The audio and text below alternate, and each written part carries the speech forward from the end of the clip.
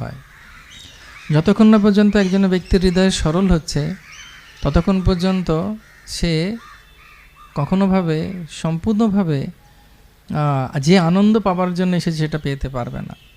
যেমন চৈতন্য চরিতামৃতের শেষে আছে শিক্ষাষ্টকম, সেখানে বলা হচ্ছে আনন্দম বুদ্ধিবর্ধনম প্রতিপাদম পূর্ণামৃতাস্বাদনম সর্বাত্মসপরম পরম বিজয়তে শ্রীকৃষ্ণ সংকীর্তনম। তেমন সেই পর্যায়ে কখন আসবে যে আমার শুনতে শুনতে এমন অবস্থা হবে যে আমার মনে হবে যেন শেষ না হয়, বা আমার যেন মনে হচ্ছে যে কেন শেষ হয়ে গেল, আবার কখন শুরু হবে। এরকম যখন ভাবনা কারোর মধ্যে আসে তখন সেটা হচ্ছে সমাধি স্তর। শিল প্রভুপাদ নিজের জীবনের মাধ্যমে দেখিয়েছেন, এটা আমি অনেক জায়গায় বলেছি, আপনারা হয়তো আগে শুনেওছেন। জন্মাষ্টমীতে যখন সবাই খুব খিদে পেয়ে গেছে, প্রভুপাদ সবাইকে ডেকে বলছেন যে এখন 12টা বাজে, চলো আমরা এখন একটু হরিকথা করি, হরে কৃষ্ণ। তখন সবাই গেছেন প্রভুপাদের কক্ষে। তো প্রভুপাদ তখন বলছেন কৃষ্ণ বই পড়ো। তো প্রভুপাদের সামনে সবাই কৃষ্ণ বই পড়া শুরু করেছেন। আর যখন অধ্যায় শেষ হচ্ছে সবাইকে জোরে বলছে যে এখানে শেষ হলো ভক্তি বেদান্তর তাৎপর্য, প্রথম অধ্যায় সমাপ্ত। সবাই বলেছে হরি বল। তারপর বলছেন দ্বিতীয় অধ্যায় পড়ো। তো রাত্রির 12টার সময় যখন সবার খিদে পেয়েছে তখন কিভাবে একজন ব্যক্তি সম্পূর্ণরূপে বারবার ভগবানের কথা শোনার প্রতি এত লিপ্সা আছে। ঠিক সেরকমভাবে এই গৌরাঙ্গ মহাপ্রভুর লীলা বা নিত্যানন্দ প্রভুর লীলা হচ্ছে এত মধুর। এটা প্রকৃতপক্ষে আমাদের বোঝা উচিত যাতে আমাদের উন্নতি সাধনে আমাদের সাহায্য করবে। হ্যাঁ, শুনতে ভালো লাগে নিশ্চয়ই, কিন্তু সেইগুলো শুধু শুনে চলে গেলে হবে না। সেগুলো থেকে অনেক নীতি যেগুলো আমাদের ভক্তি জীবনে দরকার সেগুলো আমাদের প্রয়োগ করতে হবে, তাহলে শোনাটা সম্পূর্ণ হবে। রামায়ণে বলে 4টে পর্যায়ে শ্রবণ সমাপ্ত হয় বা পূর্ণতা লাভ করে।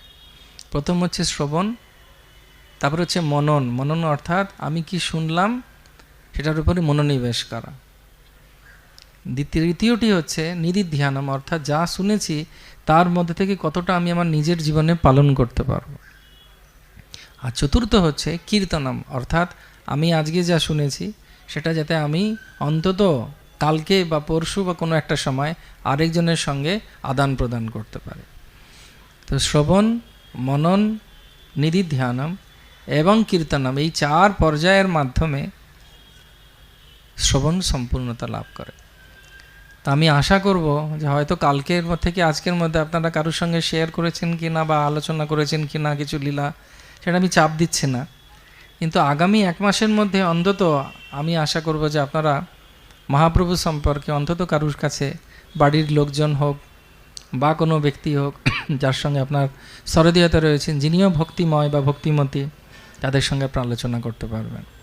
তো সেই জন্যে আচার্যরা বলছেন যে ভগবানের বক্তব্য হচ্ছে বা বোল হচ্ছে ভগবদ্গীতা, এটাকে গীতোপনিষদ বলা হয়। ভগবানের হৃদয় হচ্ছে শ্রীমদ্ ভাগবতম। সেই হৃদয়ে ভগবানের ভাগবতমকে হৃদয় বলা হচ্ছে এই কারণে, কারণ শ্রীমদ্ ভাগবতমে বিভিন্ন ভগবানের ভক্তদের কথা বলা হচ্ছে। পঞ্চপাণ্ডব, কুন্তী মহারানী, অম্বরীশ মহারাজ, পৃথু মহারাজ এবং আরও অনেক ভক্তদের কথা ওখানে বর্ণনা করা হচ্ছে। এই জন্য ভগবানের বলি হচ্ছে কি বা বক্তব্য হচ্ছে কি গীতা, ভগবানের হৃদয় হচ্ছে কি ভাগবতম। আর ভগবানের মন যদি জানতে হয় যে মনে কি চলছে, কারণ মনে যদি কেউ জানতে পেরে যায় কী চলছে, কেমন হবে ব্যাপারটা? একটু ভয়ঙ্কর হয়ে যাবে না? আমাদের মনের কথা জেনে গেলে তো কেলেঙ্কারি কাণ্ড। হ্যাঁ, কিন্তু না, কিন্তু ভগবানের যদি মনের কথা কেউ জেনে যায় তাহলে তার ভক্তিতে সে কতটা এগিয়ে যেতে পারবে। তো সেজন্য বলা হয় চৈতন্য চরিতামৃত চৈতন্য ভাগবত চৈতন্য মঙ্গল হচ্ছে মহাপ্রভুর হৃদয়, অর্থাৎ মহাপ্রভুর মনে কি চলছে সেটা আমরা বুঝতে পারব।